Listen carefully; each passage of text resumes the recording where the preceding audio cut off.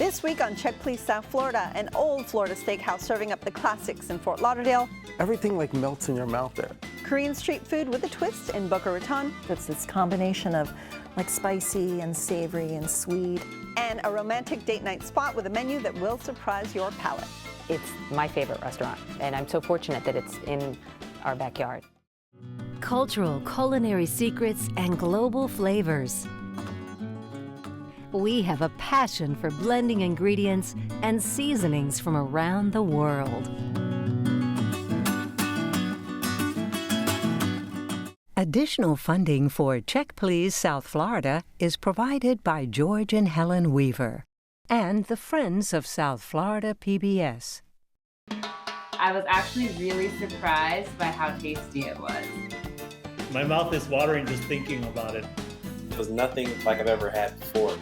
It feels like a taste of Florida. It was the size of a bathtub.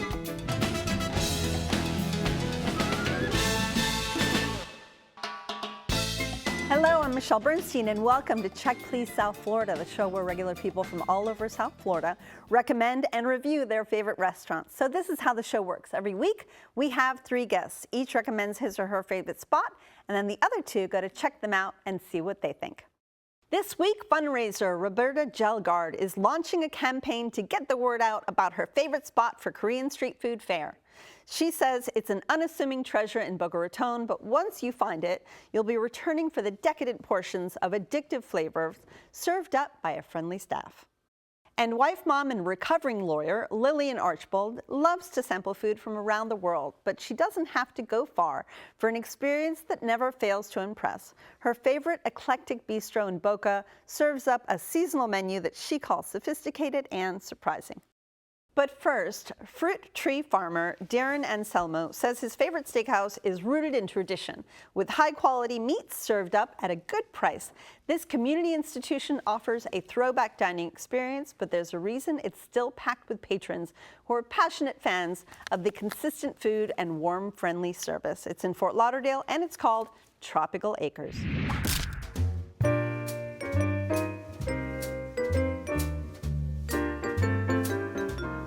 Jack Studiali, owner, Tropical Acres Steakhouse. In 1949, my uncle was vacationing here and he thought this was a great place to establish a steakhouse. So he did, and it was much different then, but it's grown. And then our family, my parents, my mom and dad came here in '64 and they took over, and then I came in '73 after college, and been here ever since with the rest of my family. We feature steaks, of course, and we use certified Angus beef. We don't cut corners. Our purveyors know what we purchase and they never substitute. The customer expects it, they have to get it.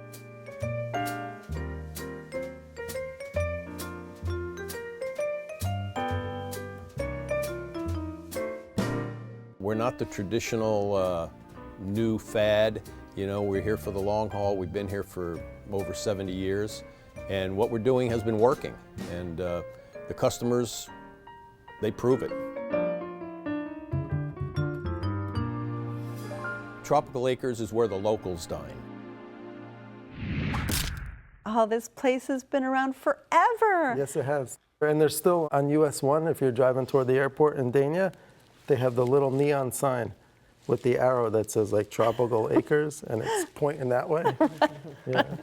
It's really cool. They have a lounge when you first walk in to the right. Reminds me of like an old mob place, you know. So tell me what you had this last time you went. I had the signature filet, and Okay. It's wrapped in bacon. I had that too. You had that too. You I had thought. that? Yeah. Yeah. I liked it. I like my bacon a little crispier, so he did that for us. It was amazing. It's nice. Yeah. And what else did you have? Well, I had onion rings, of course. Wherever I go, I have to have the onion rings for the appetizer. You're like my husband. He has Yeah. to have an onion ring everywhere. And Lillian had some as well. I did, and it was, my boys ordered it as an appetizer, but not greasy. Mm-hmm. They were not very thick, but they were just right. And like we also had the fried mozzarella, slightly breaded. My kids were expecting the sticks, but it was a nice fresh real. mozzarella. Yes.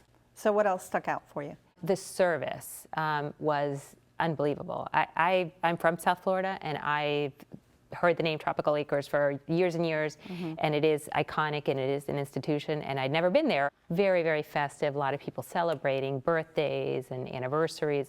So it's that type of a celebratory, happy place where you feel comfortable. I'd heard of it and I had never been. The name pops up all the time, and it's an institution, so it was really fun.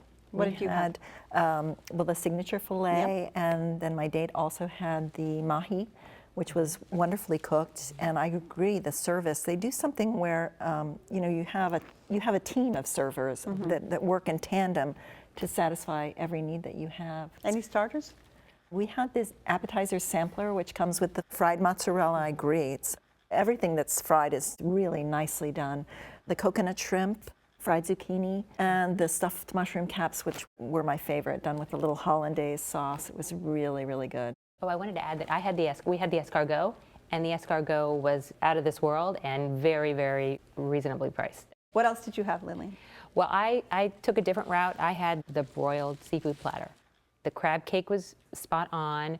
The shrimp was cooked just right. There was a bite of fish. I took a couple bites of fish. I think the dining experience overall for what you get is just a great, great value. Did anybody hear the piano player that night? I did. I was actually videoing him, and this guy that was sitting in front of him, I guess he thought I was videoing him, and he like looked at me and gave me this crazy look and all that, so I was like, oh, let me put it down, but he was really good. He was playing Beatles music.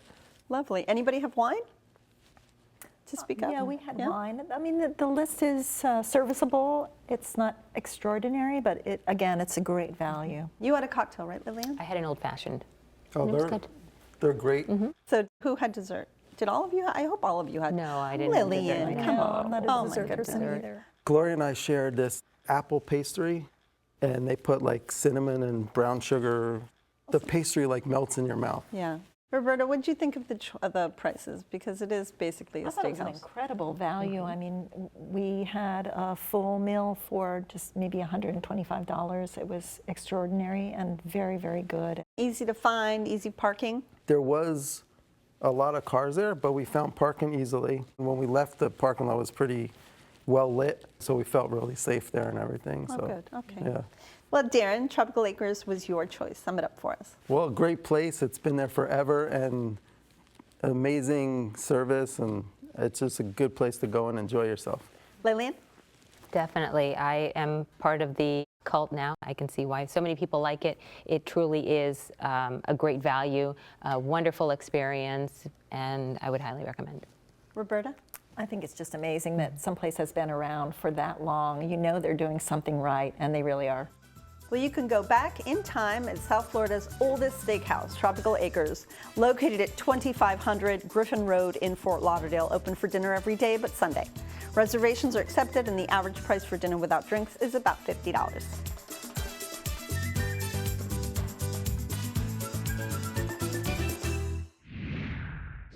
Now, fundraiser Roberta Gelgard has cultivated a craving for her pick, where the menu is playful, but the food is seriously good. She says it's a perfect introduction to Korean food, thanks to the huge selection and the ample portions, and the staff is as excited about the food as she is. Her pick is in Boca Raton, and it's called Tacowa. My name is Eunmi Kim. I'm this restaurant owner. I'm the John Lee. I'm the husband of the wife, and I'm just employed.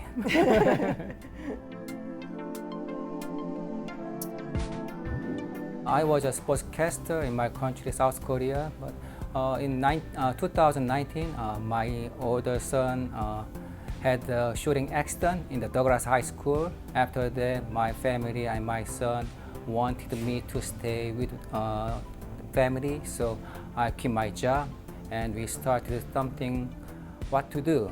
So my wife and my mother-in-law was the restaurant owner in Korea, so we decided to start my business like a Korean restaurant.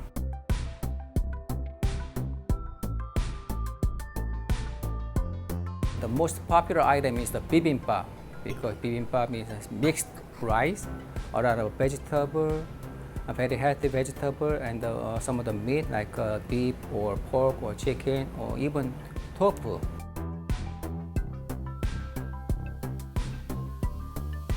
Takawa is about tradition, family, and good food.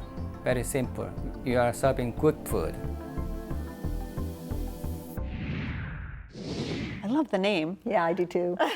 I think street food should be easy, it should be fun. And I think Korean cuisine is amazing because it's this combination of like spicy and savory and sweet and tangy. It's just really, really good. We started with the scallion pancake. It's not on the menu anymore, but you can order it. And it's full of green onions that are just sort of starting to get a little sweet. It comes with this dipping sauce that's soy-based that just sends it to a whole new level. What else? I love their kimchi fries. It's kind of like a Korean poutine. It's French fries loaded with bulgogi, the beef, and kimchi on top, and cheese, and a little It's more than just cilantro. gravy. Oh, yeah. Okay. Better for you, I think. Maybe. Darren, this is your first time eating Korean food, right? Yes. What'd you think? I think it was good. I don't know. I never had Korean food. I'm not going to tell a Korean guy, hey, go there. No, but you know, if you liked it, that's all that really matters. If you would go back. I would go back. You don't have to know any cuisine to like the cuisine and to try it. So tell me what you had. I had the honey garlic chicken. Mm-hmm. I feel like the chicken was a little too breaded and fried, but the rest was great. I had a fried rice. So I'm thinking, because I'm used to just Chinese food, right? You get Chinese food. They brought this bowl with like rice with this egg on the top. And I was like, was that your wife's bibimbap, or was that? No, the bibbidi bop, bibbidi bibbidi. I thought I was in Disney. I was like, I'm in Disney World. I'm like bibbidi bibimbap. Yeah, but she was calling it bibbidi bop, and the lady's agreeing with her and whatever. And she said, oh yeah, we know what you want. But I tried some of that. That was great. My daughter ordered she's a vegan, my daughter, so she ordered the tacos with the tofu. I ate it, and that was amazing. I loved it. Lillian, what'd you think? So I've driven past there many, many times. I always thought that the logo is very distinctive. It's a taco with chopsticks in it. So when I had the opportunity to visit, it was great. We had the steamed dumplings, and they were very flavorful. I had the bibimbap, and I'd never tried it before. Did they give you the chili paste, the gochujang on the side, so you can mix it in? Yes. What'd you think? I thought it was delicious. Did you add it all in, or little by little? No, I like a little kick, not understood. Kicked under. But it was delicious, yeah. And then my husband had his in the stone hot pot, and I liked getting to the bottom of the pot and just having that crispy, sizzling rice at the bottom. That was something the rice was like burnt sort of at the bottom, like crispy. Well, so I said, it's supposed to, yeah. Oh yeah, I didn't know that. And I asked the lady. That's the best I was like, part. I could get that at home. My wife burns everything. So I was well, like, maybe she means to. No. So the treasure of bibimbap or any of these dishes is that they bring you out a clay pot and it's very hot. And so whatever gets stuck to the bottom is actually the treasure of the dish. And that texture difference between that and the more cooked rice on the top that feels softer to your mouth is the best part. so now instead of complaining when I'm at home, I'm like, ooh, I'm getting to the treasure part now. the treasure. But yeah, I learned some about Korean food with that. I worked in Seoul for a little while cooking, and so I learned a lot about the cuisine there, and ever since I brought it back with me, that love for all that beautiful food. You know, you had some entrees you haven't even talked about yet. We haven't even touched the surface Yeah, with you. so the entrees, we did get a soft corn taco with the spicy pork and the beef. It was good. And the other entree we had was I actually tried the squid, which I had never tried before, barbecue. It comes with these little dishes. They give you kimchi, they give you fish cake, they give you potato salad, and then you get to kind of mix and match everything, which is fun. Sure. Lillian, tell me about service. They have tables outside and they have tables inside, and it was, I mean, they were turning tables over. Service was really great. Anybody have dessert? I did. Green tea cheesecake. It was delicious. I wanted that, but they It were was out. good. Oh. I was like, the whole time I was there, I'm like, ooh, green cheesecake, green tea cheesecake. So I got some other thing. It was like some ice cream. What was your other thing? Mochi? Yeah, I was calling them emojis. And my daughter's like, no, it's mochi. But they're these ice cream balls with like dough over them. It's made with tapioca. It has a fun gummy kind of texture on the outside, and then you find the ice cream. So, Roberta, Tacowa was your choice. Please give us a little summary. The food is delicious, and it's a great place to explore Korean street food. Darren? I loved it. It was easy to get into. Great service. It was amazing, and the food was great. Lillian? I would definitely return next time with more people so that we could sample more of the menu, because the menu is very, very extensive. Good idea. You can give Korean food a try at Tacowa, located at 159 East Palmetto Park Road in Boca Raton. They're open for dinner every day but Wednesday, and for lunch every day except Sunday and Wednesday. Reservations are not accepted. The average price for dinner without drinks is about $30.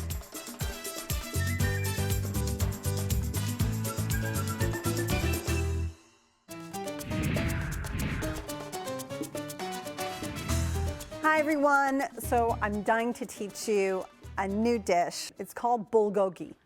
You actually start out with an Asian pear. You only need a little bit. The rest you're going to want to eat. Trust me, they're delicious. Go ahead and grate the Asian pear into a mixing bowl like so. To that, we're going to add some white sugar, finely grated ginger, some finely grated garlic, some scallions that are just sliced up, sesame oil, and finally some soy sauce. Go ahead and mix that up.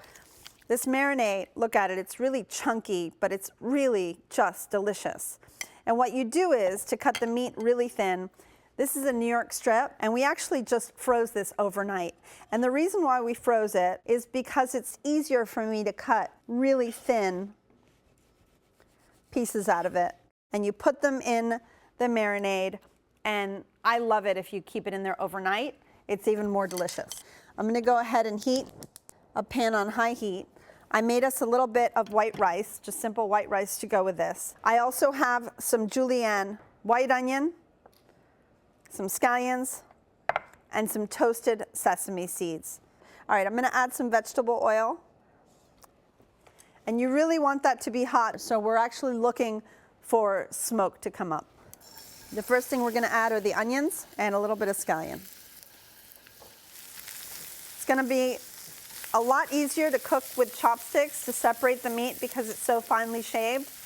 And we really want to get these nice and soft. All right, the onions are becoming translucent. Let's go ahead and start cooking the bulgogi.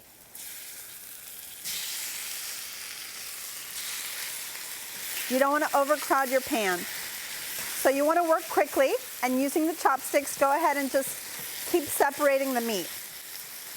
So as you can see, it's forming a sauce in the pan. You see how beautifully saucy it becomes? I'm actually going to pour the whole thing onto the plate because I want all of its delicious gravy. And there you have it, Korean bulgogi.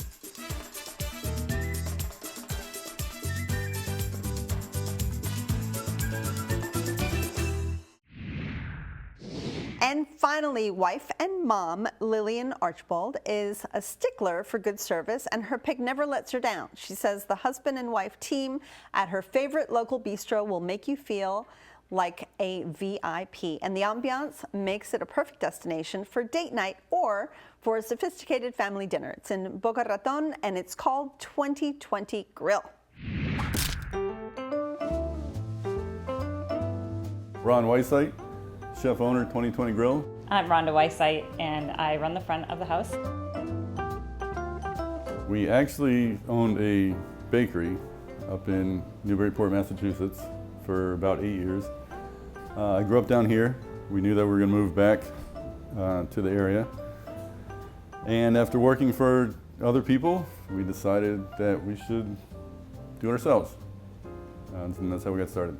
We call it a contemporary American, but we pretty much jump into whatever we decide. So one could be Peruvian, Thai, Middle Eastern. It's just really whatever whim we sort of follow at that time.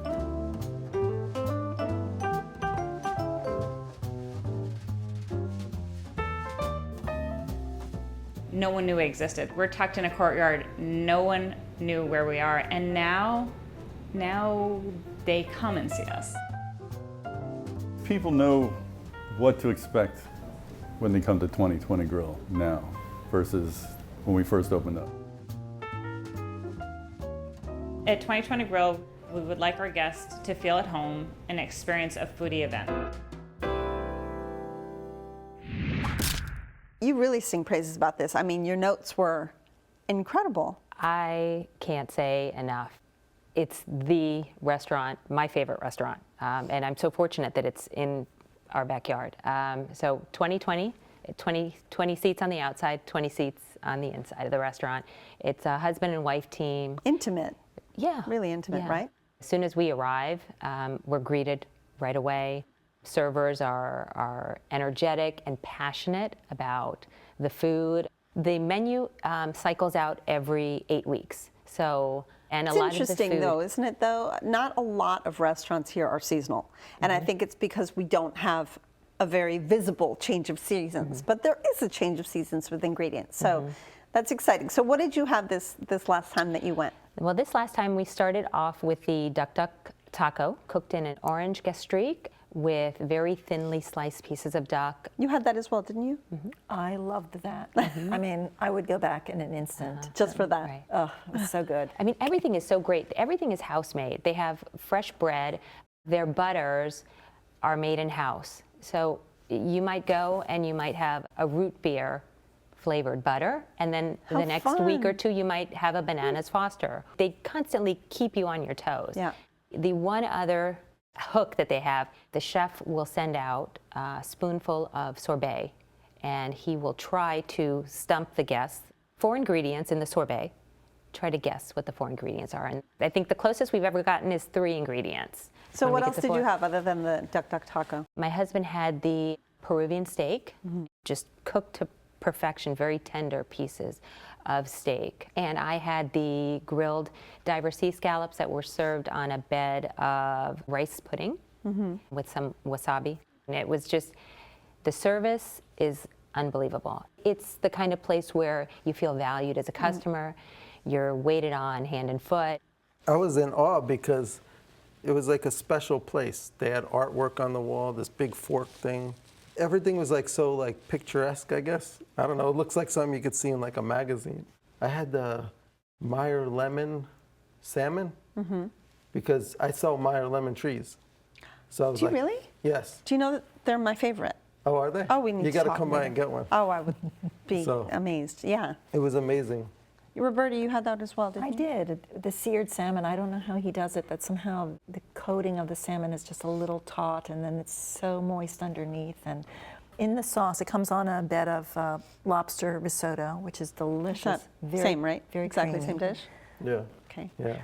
Roberta, you had lamb, I believe? Yeah, the lamb chops. It comes with broccoli rabe and this wonderful homemade rosemary gnocchi. How do you Gnocchi. pronounce that? Gnocchi. Gnocchi. Oh my gosh. Broccoli And rabe is actually my favorite. The vegetable, lamb is too. like, yeah, melts like butter. Yeah. Anybody have dessert? My husband ordered the creme brulee, which was perfect. And I ordered the apple crisp. It was done in a way that was incorporated berries, and it was kind of in a compote. Ooh. So it was very, delicious. very interesting. Combinations are very intriguing, though. And I love that you all had food that is very of the season. I love And that. it looked like artwork, like the food. Oh, the I was plates like, themselves? Seriously, like everything was like artwork on, like they're bringing art to you, and they're so proud of it. It's like, Yeah, and they you're are. like, wow, this is amazing. That's lovely. It is really a labor of love. I mean, everybody that works there is invested. It's very personal. You really feel like their only job is to delight you and surprise you. That's great. Well, Lillian, 2020 Grille was your choice. Give us a summary, please. It is never the same restaurant twice, but the consistency of the service and the hospitality and the love is genuine and is there, and will keep me returning for many, many years to come. Darren? I thought it was amazing. I'll definitely go back. I'll definitely recommend it. Something I never experienced before, so it was great. Roberta? Yeah, stellar recommendation from me too. This is in walking distance of my home. They've been there 8 years, and I had never gone. It's a very romantic spot. The food is spot on, and the service is great. Well, you can sit back and enjoy the evening at 2020 Grille, located at 141 Via Naranjas in the Royal Palm Plaza in Boca Raton. Open for dinner Wednesday through Sunday. Reservations are accepted, and the average price for dinner without drinks is about $75.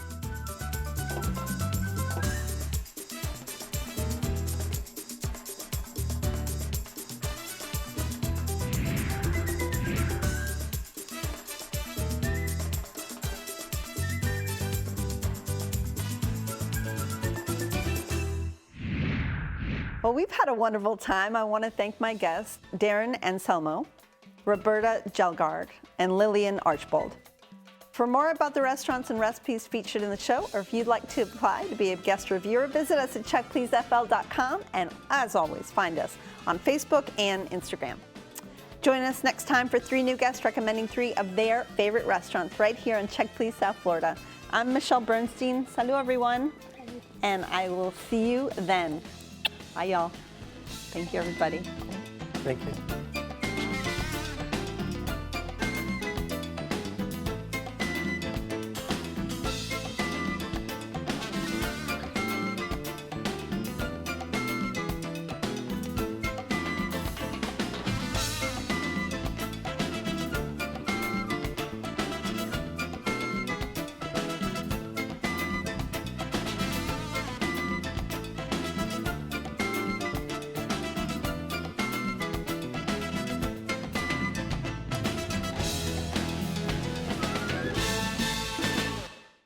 Cultural culinary secrets and global flavors. We have a passion for blending ingredients and seasonings from around the world.